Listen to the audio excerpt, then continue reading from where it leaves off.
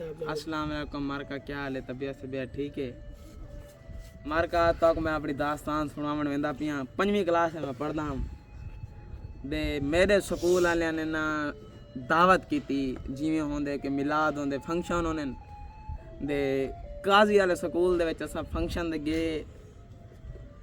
उत्थों असां तकरीबन ज़्यादा से ज़्यादा ना 1-2 बजे फारग थी गया से। मेरे घर वाले ने आखा सीधा घर आवे।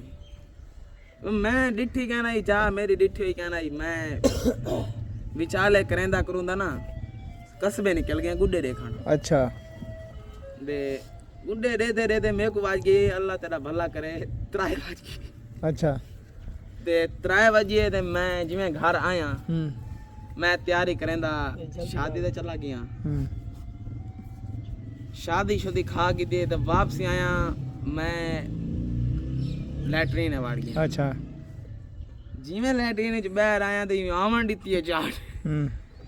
मैं तो को आके मैं घर वाली शेड को लपा वो बड़े ओके शाट मारी कह बडेरे तेरे मारी है। आज ये बयान सही है गलत है? कूड़े सुनाना था। ए गया ऐसा लंटर सारा ये 5 दा पे घर दा लंटर 5 दा पे